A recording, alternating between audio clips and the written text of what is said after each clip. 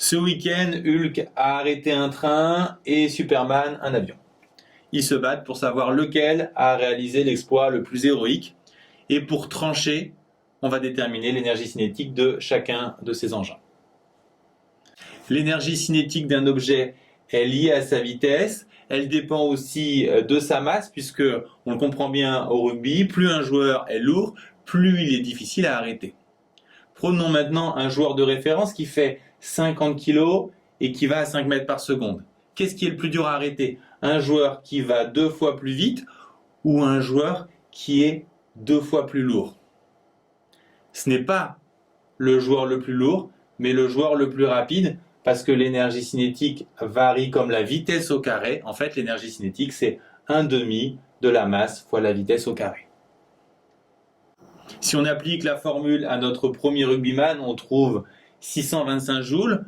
Si on l'applique à celui qui est 2 fois plus lourd, l'énergie cinétique sera 2 fois plus grande. Et si on l'applique à celui qui va 2 fois plus vite, le 2 va être mis au carré, donc l'énergie cinétique sera 4 fois plus grande.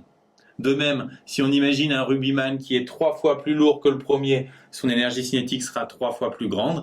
Et si on imagine un rugbyman qui va 3 fois plus vite, son énergie cinétique sera 9 fois plus grande. Pour trancher sur les exploits de Hulk et Superman, il nous faut la masse et la vitesse des engins. Le train a une masse de 400 tonnes, sa vitesse 300 km/h. Si on calcule son énergie cinétique, 1/2 de la masse qu'on met en kilogrammes fois la vitesse au carré, mais la vitesse, attention, il faut la mettre en mètres par seconde, donc on divise par 3,6, ce qui nous donne une énergie cinétique de 1,39 gigajoules.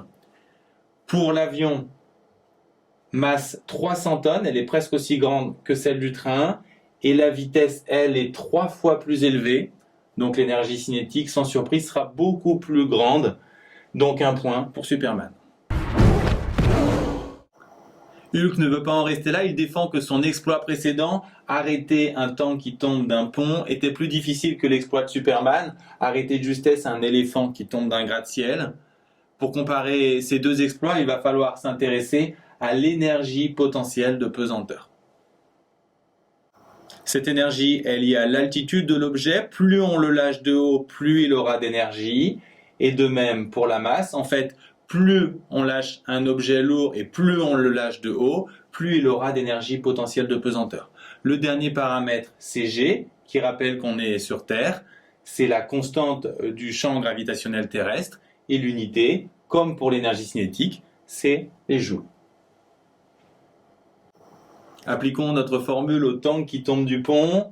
La masse, ça sera 50 tonnes qu'on traduit en kilogrammes, donc 50 000. G, c'est 9,81 et Z, 50 mètres, on laisse en mètres. On trouve 24,5 mégajoules. Pour l'éléphant qui tombe du gratte-ciel, même chose. On trouve cette fois 19,6 mégajoules, donc un point pour Hulk. Hey Bruce, you don't mind if I just take this last Coke, do you? Thanks, bye!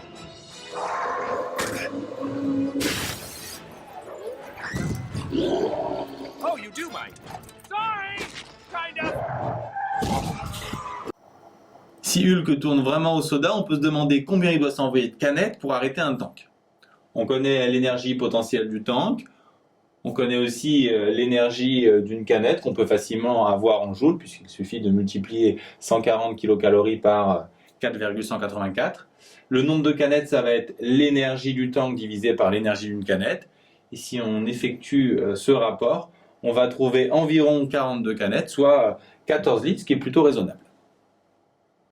Même question pour un train. On a déjà l'énergie cinétique du train, donc pour trouver le nombre de canettes de même, on va faire l'énergie cinétique du train sur l'énergie d'une canette. On va trouver cette fois 2370 canettes, 783 litres. Même pour Hulk, c'est beaucoup. Donc il ne doit pas tourner qu'au soda. Finalement, que retenir sur ces énergies? Tout d'abord, l'énergie cinétique dépend de la masse et de la vitesse, mais plus fortement de la vitesse puisqu'elle est au carré. Il ne faut pas oublier le 1/2 et l'unité, c'est les joules. L'énergie potentielle de pesanteur, mgz, aussi en joules. Cette fois, la subtilité est ailleurs. Comme pour le référentiel, l'origine de l'altitude dépend du problème. Si on étudie un objet qui tombe sur le sol, on va mettre l'origine de l'altitude au sol. Si on étudie un objet qui tombe sur une table, on mettra l'origine de l'altitude au niveau de la table. Il est intéressant de remarquer que quand un objet tombe, son altitude diminue et sa vitesse augmente, ce qui signifie que son énergie potentielle diminue en même temps que son énergie cinétique augmente. Ce qui explique pourquoi c'est intéressant de s'intéresser à la somme des deux, qu'on appelle l'énergie mécanique, qui a des propriétés très intéressantes qu'on va étudier dans la prochaine vidéo.